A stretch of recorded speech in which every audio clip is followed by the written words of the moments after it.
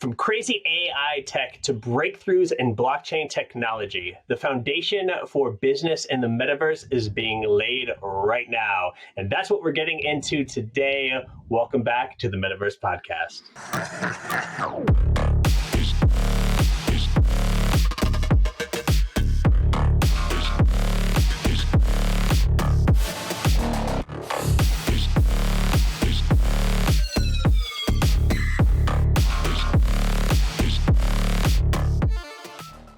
What's up, guys? Welcome back to the Metaverse podcast. I am your co-host, Atlas Theory, here with Archetype. How's it going, man? I'm good, man. I'm good. How you doing? I'm doing well. Who's this third guy? He looks familiar. Yeah, I think he was on that last episode, right? Yeah, I think so. What was his name? You guys haven't changed your login passkey.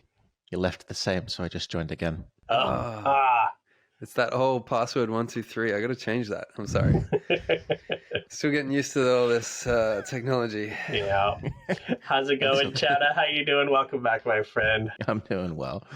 Thank you. Thanks for having me back on Atlas Theory and Archetype. It was fun last time. You're welcome. I'm happy to be back. It's a we got pleasure. Chouta back on the episode again. You might have remembered him from last episode where we did the AI music composer. And we're having him back again because we've got a very special episode today. We are going to start, though, giving a few examples of a few metaverse businesses that we see that we're excited about. And then we will get into what the three of us have been creating together. And I'm super excited to drop into that.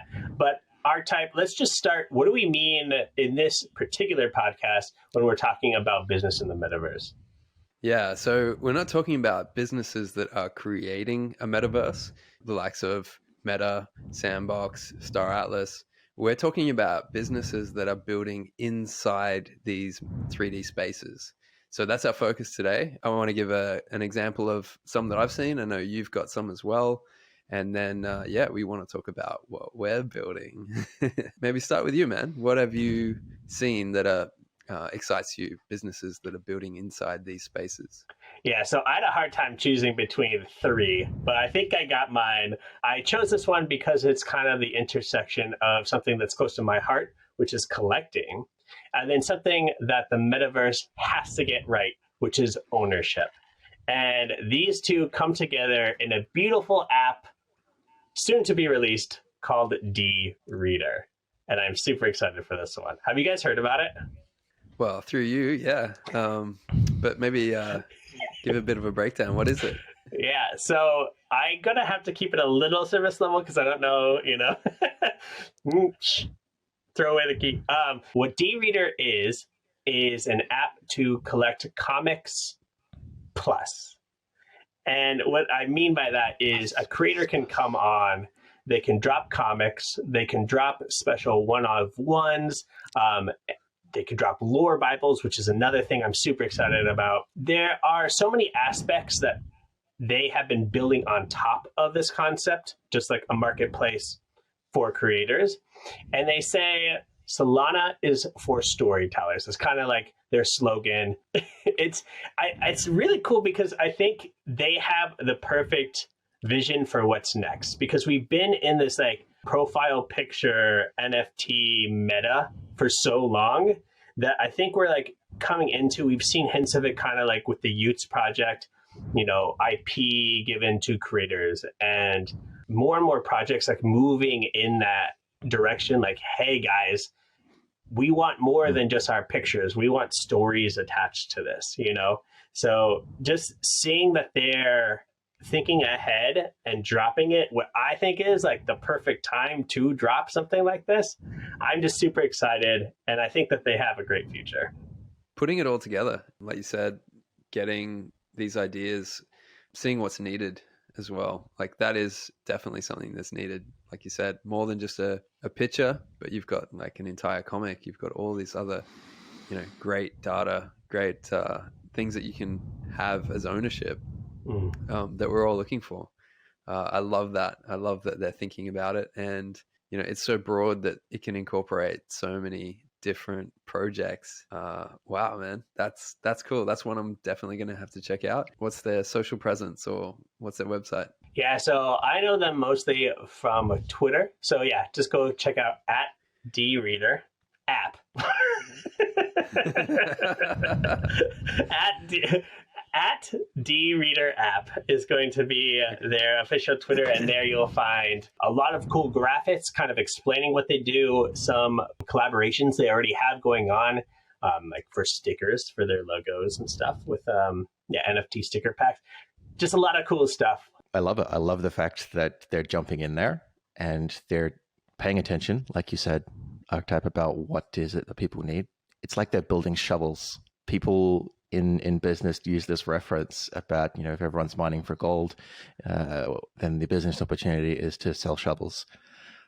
So they've got a good sense of what the market needs, which is a definition of a great business opportunity. And I think they're positioned well. I have always loved that saying, so I'm glad you brought that up, because that's exactly what they're doing, and I couldn't be more excited. Now, I'm going to pass it over to Archetype. What's something that you have seen? What's a metaverse business you're excited about? Going off Chouta's comment, I think this is another picks and shovels type of business, which is Ready Player Me. Yeah, they're doing something pretty cool, pretty challenging as well. So their website is readyplayer.me. You can get on there, and they're basically creating this building blocks, like a place where you can build a metaverse character. You don't need to have any 3D modeling skills. It's basically just creating an avatar, and you can select from a bunch of different styles, clothing, skin tones, accessories, all that sort of stuff. Probably something that people are pretty familiar with if they've played any kind of game where they've got a customized avatar.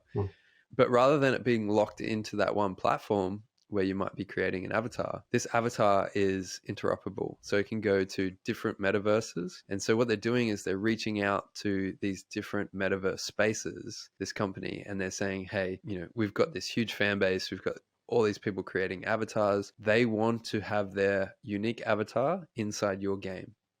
And they've been pretty successful with having these bigger companies adopt their avatar platform and have it into the game or into the metaverse space, which is really cool. And I can see this being quite big, especially once you have this avatar created. If that could be, like you said, that digital ownership where nobody else can have that combination. So once you have that specific combination, nobody can copy that, and that is unique. And that could be a digital collectible, it could be an NFT, it could be copyrighted, whatever. I think that's pretty powerful. And at the moment, it's just humans, and they don't have any sort of unique characters at the moment. But I think that they are looking into that. So, you could be a dinosaur walking around, or a giant banana. I don't know. But the potential there is pretty cool. And so that's one I'm definitely keeping an eye on, and I'm currently using for things like spatial and other platforms. So yeah. Damn, that's really cool. I don't know. I haven't got any comments on that, except that's really ambitious, and I love it. It's like a standard. They're going for a standard in the industry. That's a tough push, but if they can pull that off, that's kudos. So what about you, Chouta? Like, have you seen any Web3 metaverse companies that have piqued your interest? I got one, guys. But I'll need a drum roll for this. All right, we ready? Hit it. We're ready. Wait. Let's go. I got this. Okay, here we go. Its name is Alkemo.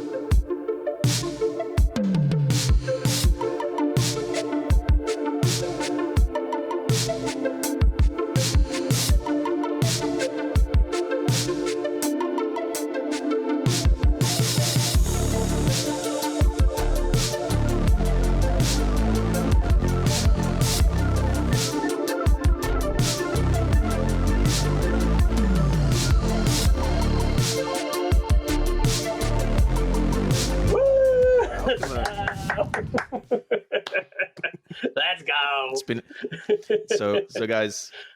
For those of you who haven't heard the rumors, the whispers, Alkemo is a media production company that the three of us have been building, have formed, and it's focused on building out IP, storytelling, and connecting that with physical real world products.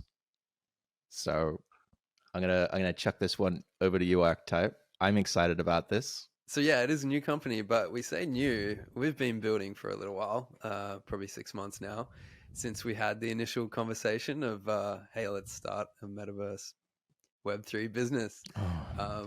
And we've had some challenges, and we've had some good success, and we're ready to come out with one of our first products very soon, which I'm excited for.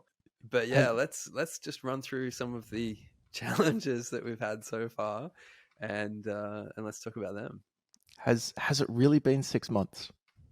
Yeah. Damn, that's really cool. Yep.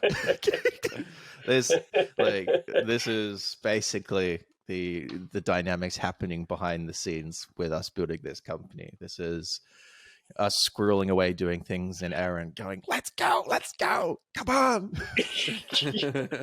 Sorry. Yeah, and then literally it's like every time.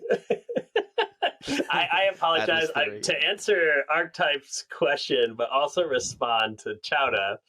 My challenge has been patience for sure. Like, and I seem like an ass, and I know I do too. But it's just like every time another group announces something, I'm just like, son of a! We should have been out already. We should have been, we should have done this. We should have done that. All right, but more in a way of like getting fired up to try to inspire us to move faster, and how I just want to get in the ring and throw some punches, and that time is like right now. Yeah, very soon, right? Cue the Mortal Kombat sound bite. Fight. And we all have day jobs, and we're all trying to build this like on the side, which is what I was saying before is a challenge. And we're also in different time zones as well. So hey, that's my challenge. A lot of things to overcome there. You're stealing my stuff. So guys, I'm the amateur podcaster here. They pull me out of the closet when they give me a break from coding or dealing with the banks, setting up accounts. So my challenge is definitely the time zone difference. I need something signed, and Aaron's sleeping, or that's mostly the challenge. I kid. No. The time zone difference, when there's a creative idea, quite often I'll find myself either jumping on the phone to try and see if Archetype is no longer engaged at work. And if he is, he's also got, an actual life to live on top of this, managing two beautiful but high energy kids. So less time zone related there, but then obviously our counterpart, our creative storytelling genius, Atlas Theory, he's across the other side of the globe. So those times where we can communicate and collaborate on some of these ideas, it's very small. There are these small windows. So part of the challenge of setting this up, it's a challenge that a lot more companies are going to have to face as everything goes more global, and resources that you need, partners you want to collaborate with are on the other side of the planet. So it's a challenge, and I'm excited. We've got some things that we're working out, like that is helping us overcome those. But it's been tough. Yeah, it has been a challenge, but at the same time, we've got some pretty cool tools that we can play around with that has definitely helped, and I think that those are only going to get better. We'll probably discuss that a little bit later. Towards the end of the episode, I want to give some tools for the listeners that might be thinking about starting a metaverse business.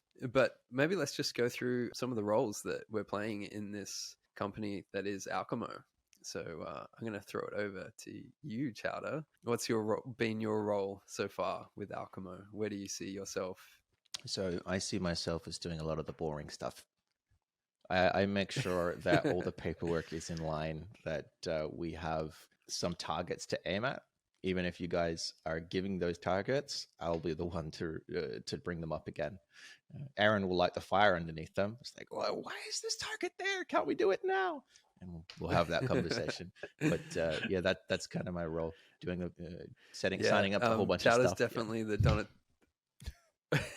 Sorry, you go. Chouta's definitely the Donatello of the group. He's the nerd. He's the one that does all the technical stuff. But you're also the music composer as well, right? Yeah, you're our audio man. When we first talked about building a business, the idea was around a set piece of creative work. We hadn't defined it at the time properly, and the concept was we had a storyteller, we had a graphic designer, both very talented in that, and someone who could at least work their way around an audio clip, which was myself. So that was the excuse. Of course, like you said, I've got a bit of a nerd streak, so I was happy to dive into all the other nuts and bolts as well. No, it's definitely appreciated, because that business side of things, the the back end of it is definitely not myself or Aaron's strength. So we appreciate it a lot.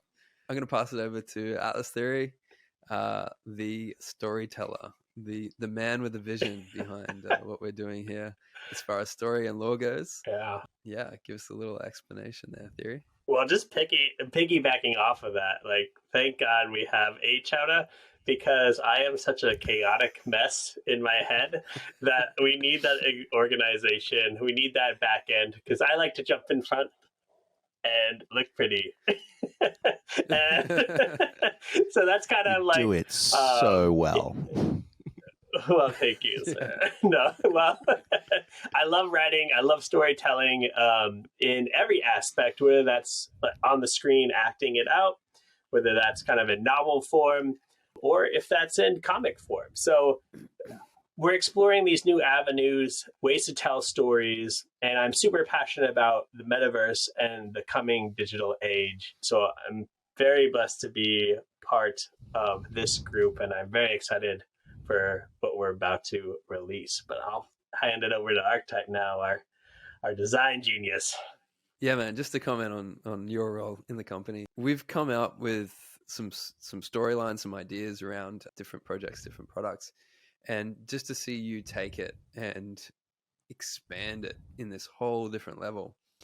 We sort of had this plot line or story that would go from A to B, and you would just snake it around all these twists and turns and put so much more complexity to it. It's just brilliant to see. Like, what we have coming, I am super excited about, because it's on par with other stories and different things that I've seen that are mainstream. So yeah, watch out. This storyline, this things that we've got coming are going to be incredible, and it's going to hook you in. And yeah, that's all to the genius that is Atlas Theory.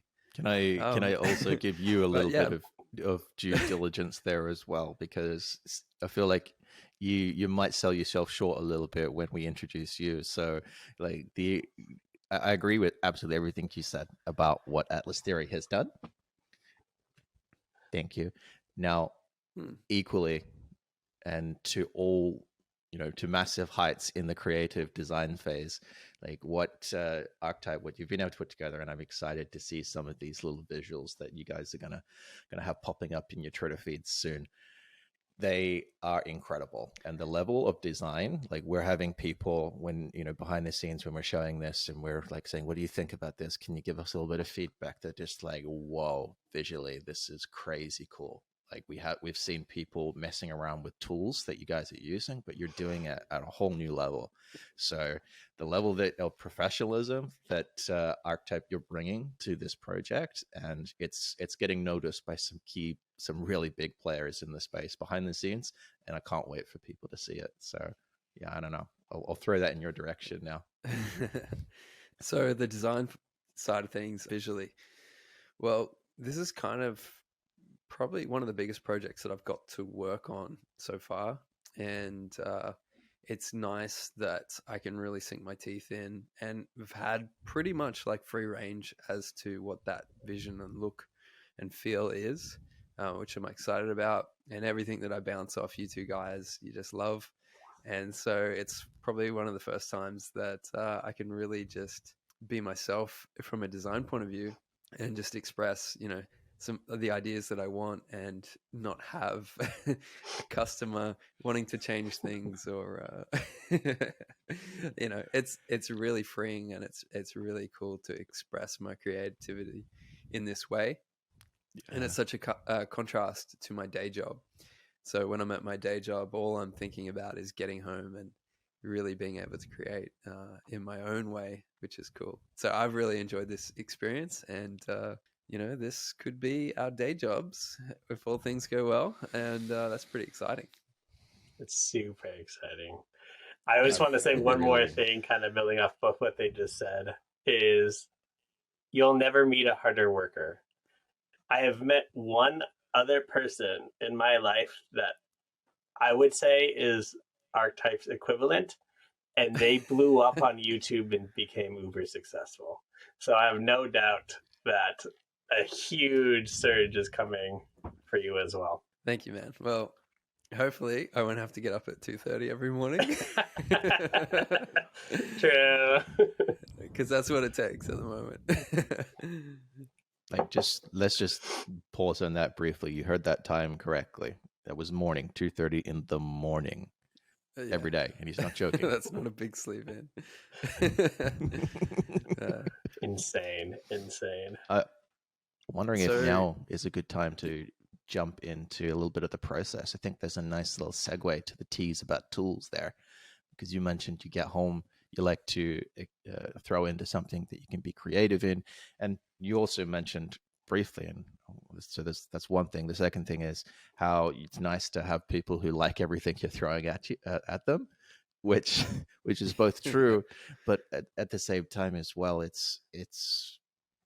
makes sense. We're not going to screw down on details of the process. We're not the experts here. We want these creative things to flow from the person who actually has the talent in the space.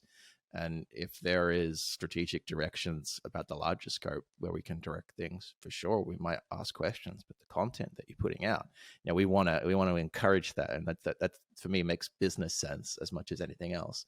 To drill it in and anchor it a little bit in the episode a bit more as well. So yeah, tools. Segueing quickly into the tools and the process, we mentioned that there's a few things that we're doing differently to what we might have done, let's say, a year ago in storytelling, and well, some of them are about, well, they leveraged this opportunity in our minds. We're like, well, there are tools here that we can use, and we could create stories with them. Let's give it a go. Maybe starting with, and I'll throw it back to you, Archetype, just quickly. What are some of these tools that you've got a lot of playtime with lately in the storytelling process, this IP building process that we're doing at Alkemo?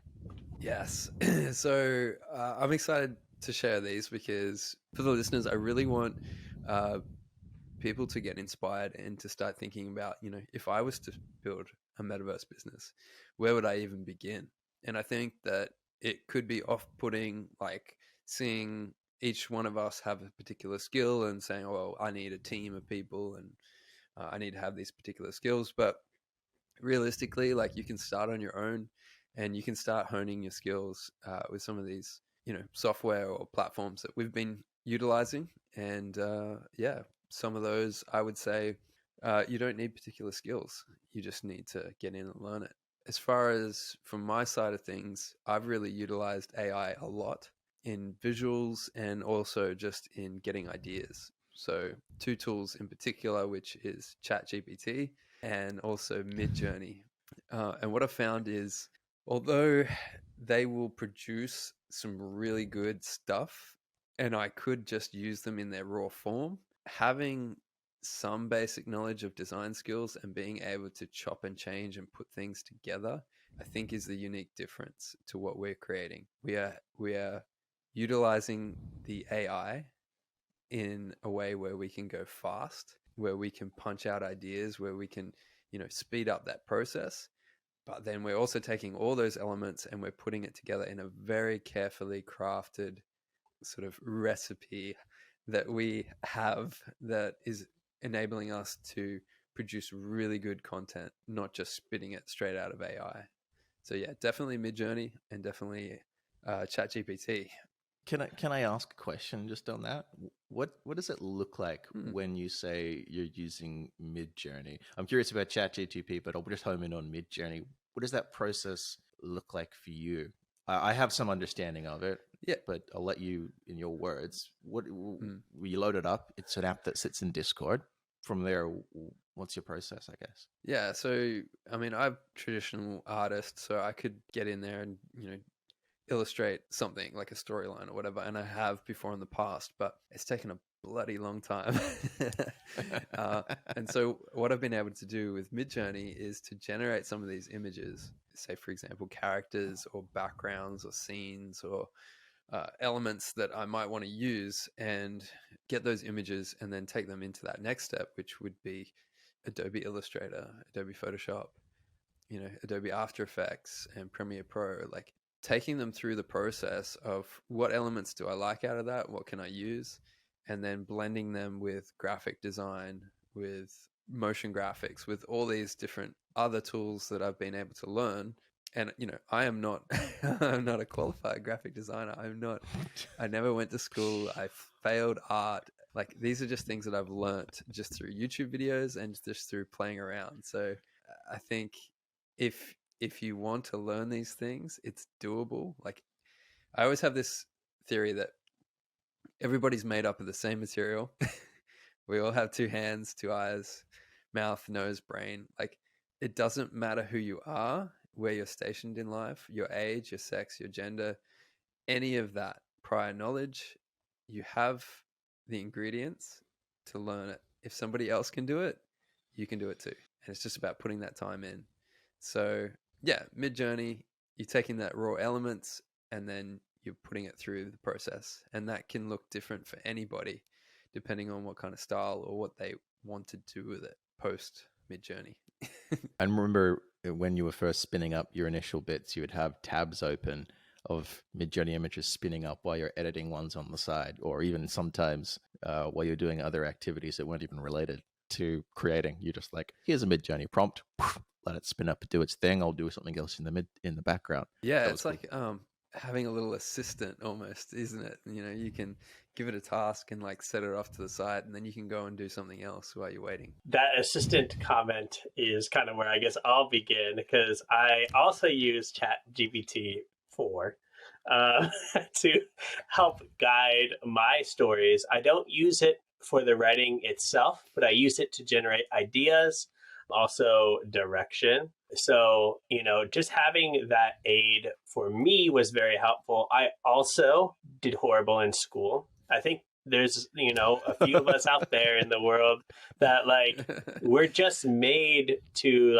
create, and we don't fit into the normal mode or model.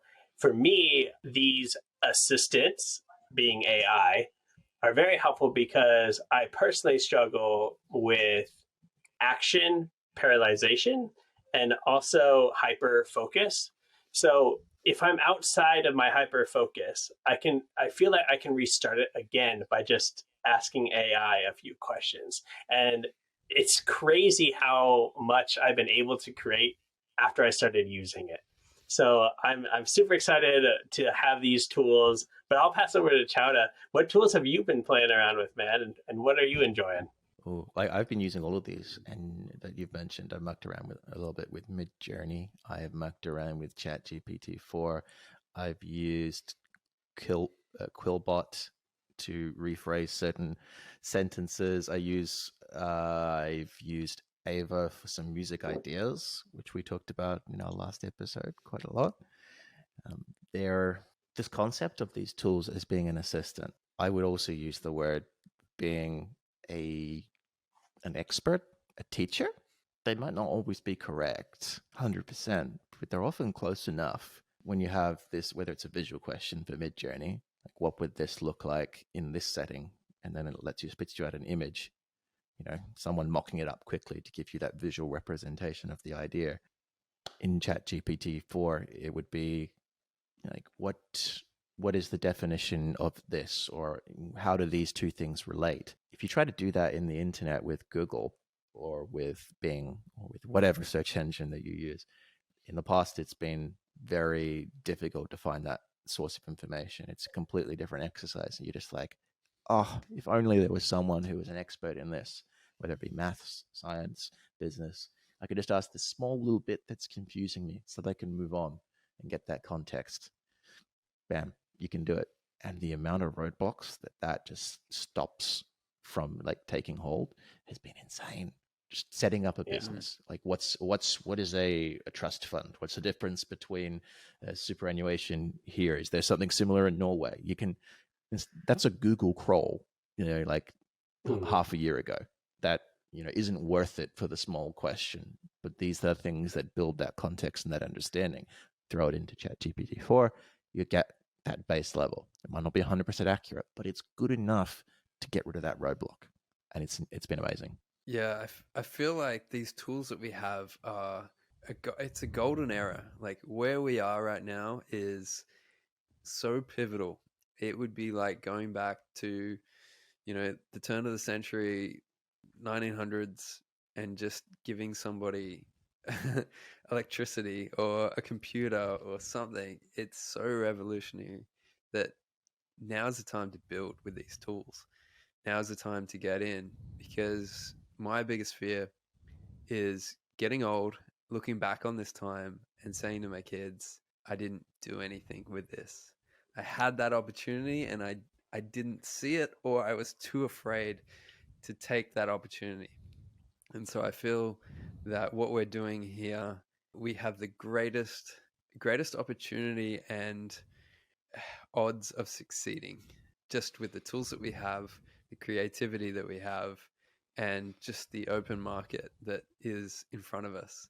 And I want to encourage everyone that's listening that you have the same opportunity.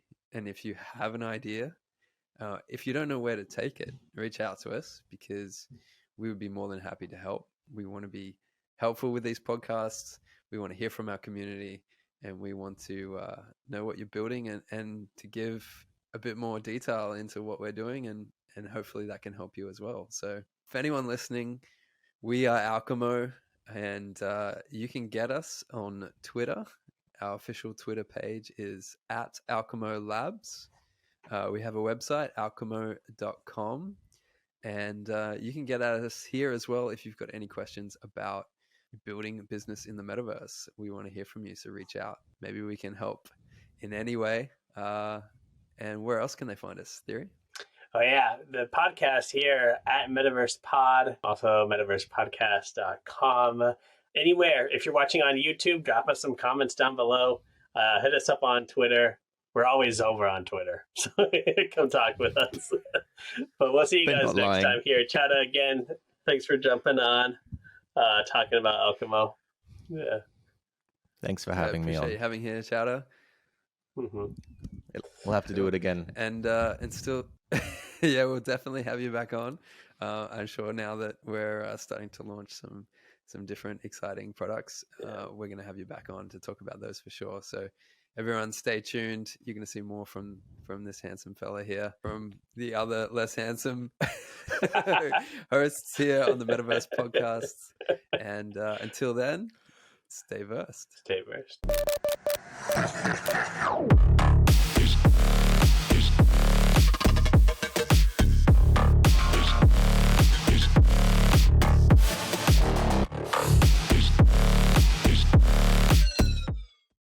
It's a show business, man. It's a show business.